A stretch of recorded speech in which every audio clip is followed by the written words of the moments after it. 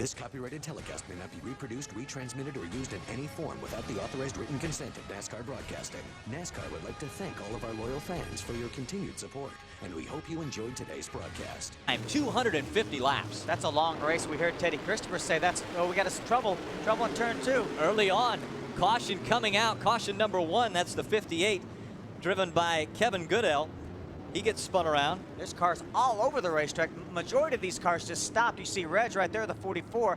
The majority of these cars stopped because the racetrack was blocked. There's the 89 Brian Kramer right there. 83, that's Tim Brown. He's one of the Southern modified drivers.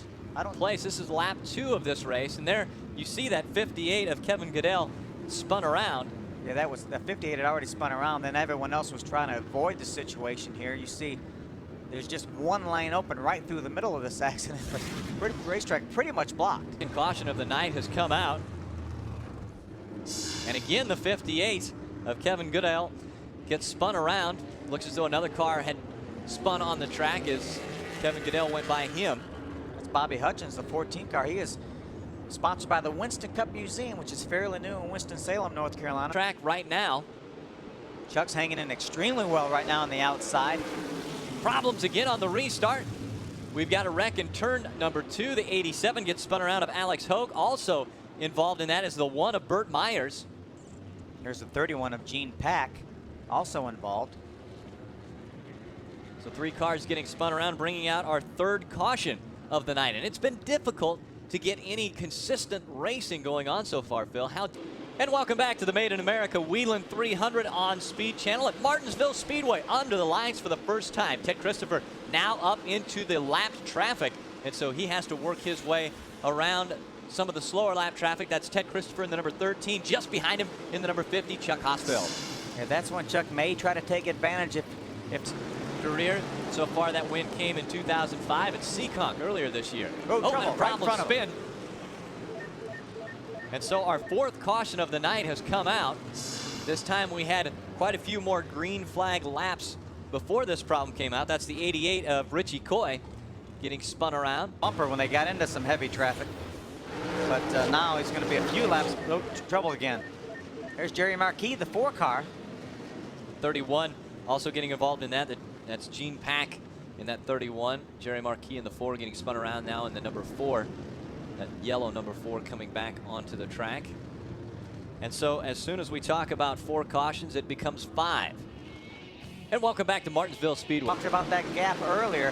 When you see a gap in front of you, you know that you're going to get the bumper eventually because the drivers behind you, they can only show you trouble. Right there it is right there. That's the bumper you were talking about, Phil. Yeah, looks like a lot of damage to the right rear tire on the 10 of Eddie Flemke. There's Doug Kobe in the 77. They were running nose to tail, I believe. A lot of damage there to the right rear. Hopefully it's just a flat tire and they can, there's a lot of cars stopped down there. Gets spun around. That's Dave Etheridge in the number 54 that had gotten sideways, it looked like. Oh, and you see the wheel coming off of the car there. Yeah, the tire and the wheel came off. Bobby Hutchins. Right now, he's got to get in and get worked on it. And we take a look. It looked as though he didn't get help there. I thought he did get help, but then something came off. I don't know. You know, it almost looked like something flew off the car. I don't know if maybe he broke something getting down in the corner. If we can take a look at that again. The hill a little bit. Big trouble. Got a problem here. The 9th caution of the night coming out. The 07 of Frank Fleming, the 09 of Anthony Sesley involved in this one, as well as the 14 of Bobby Hutchins. On the racetrack, along with a lot of other guys, but they've got about 30, 40 laps less on their tires than, trouble, Reg Ruggiero. And problems have come out as the caution flag flies for the 10th time. Boy, it almost looked like there was something on the racetrack because we saw the 69 of Junior Miller get sideways there for really no apparent reason. We saw the 13 of Teddy Christopher get a little bit sideways. Reg turned around almost before he even got to the corner. See if we can take a look back. Watch the 44. He's going to be on the inside. You see definitely a streak of oil or some sort of a liquid on the racetrack. Unfortunately, Reg got in that, turned him around before he even got to the corner. I think that's what happened with the 69 of Junior Miller when the 13 of Teddy Christopher was trying. Reversal as far as pit strategy, but Ted Christopher now trying to make his way back up into the top 3 as he's made his way into 4th. Oh, and we've got another caution come out. It's at the 87, Alex Hogue. Teddy made his way by the 77 of Doug Kobe. Able to pass him right now. That's right, but the 13 of Teddy Christopher right there, you see him. Ooh, Junior Miller, the 69 gets sideways. What a great save. The 13 of Teddy Christopher was trying to get by the 69 of Junior Miller, was able to do that. He moved up into the 7th position. Remember, Teddy Christopher, the 13, has the freshest tires in on the racetrack. Will make the pass on the 50 as they go down the backstretch. He slid through that corner sideways, but he knew he had to get by the 50. Oh, contact right there. And that is not a good thing for Chuck Hosfeld, as the caution will fly. That was the 66 of John Blewett III that was on the inside of Chuck. Looked like he tried to pull up in the hole there, and I'm not sure if Chuck came down the racetrack a little bit or maybe the 66 of John Blewett came up the racetrack, but nonetheless, they made some contact. Teddy Christopher, the 13, was able to make his way by. The 16 and the 50 came together in a battle for the 3rd position. And you see him clearly make the pass on the 50. Now the 66 of John Blewett's going to try to do the same thing. He gets almost to the door. Looks like he wasn't quite down. It's just one of those racing accidents here on a very tight half-mile here at Martinsville. Take another side. So a little bit further around the track. When you're lapping these cars like this, you want to pass. Oh, trouble. There's Jay Hedgecock, unfortunately. Had a great run going. He was being shown in the 6th position, but not sure exactly what happened. I don't see a great deal of damage to the car, but unfortunately he did get it turned around. Win the clock under the lights for the first time at Martinsville. Oh, it's going to be very big. This is probably going to be one of the biggest wins of Teddy Christopher's career because, you know, there's always been a mystique about Martinsville and the modifieds. Again, we talked about at the very open of the show. The history of the modifieds here at Martinsville goes back, you know, 30, 40, 50 years. Anybody that ever raced the modified cars has come to Martinsville and run these cars. Ted Christopher, as you had mentioned, was 2nd in the points coming into this race. 4 wins on the season already. This would be win number 5 for Ted Christopher, and he would take over the points lead if he's able to hold on, and Hirschman is not able to close the gap. Tony Hirschman in the 48 currently being running or shown in the 7th position. And so Ted Christopher could take over the points, win the clock, and have win number 5 on the season. All in all, it would be a pretty good night. Not a bad night at all. Eric Beers in the number 3, currently in the 4th position. Just behind John Blewett III. He's had that one little glitch on a restart for Mike Stefanik. Otherwise, he's been running a pretty flawless race here. I thought that he may be able to have enough to hold off Teddy Christopher, but Teddy was able to get by him on that restart. They made some contact, but he was there. He pulled up beside him.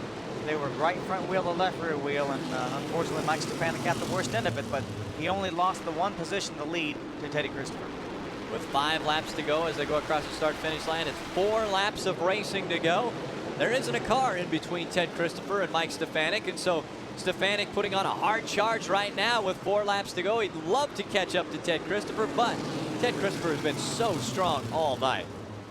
He really has, but you see, obviously he got by the lap car right there. Now Mike Stefanik has to negotiate his way around Kevin Konopka in the number 51 car. Just under 3 laps of racing to go. Stefanik holding on to 2nd. John Blewett III is in the 3rd position. The 3 of Eric Beers 4th. 2 laps of racing to go for the 13 of Teddy Christopher. What a great job by his crew. We questioned his strategy of not pitting before the halftime break and appeared to have worked flawlessly. Again, I think if he would have pitted at lap 100 when Mike Stefanik did, he had such a good race car, he was going to make his way back up front like he is.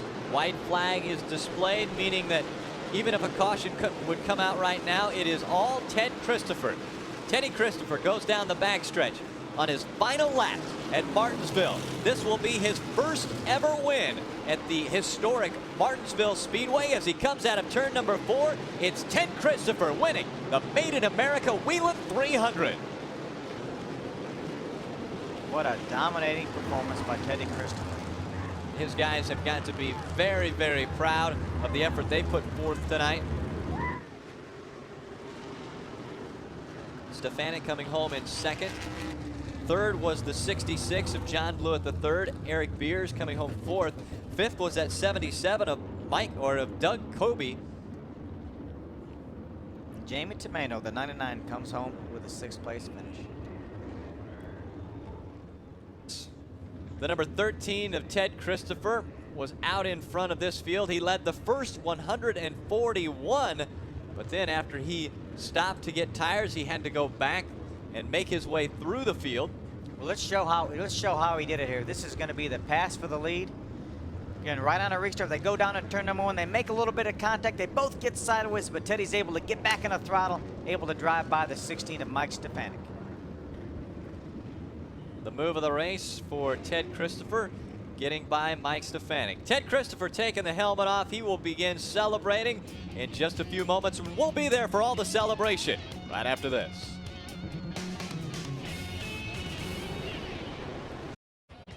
This copyrighted telecast may not be reproduced, retransmitted, or used in any form without the authorized written consent of NASCAR Broadcasting. NASCAR would like to thank all of our loyal fans for your continued support, and we hope you enjoyed today's broadcast. This has been a special presentation of ABC Sports, spanning the globe to bring you the biggest of as the leader in sports television.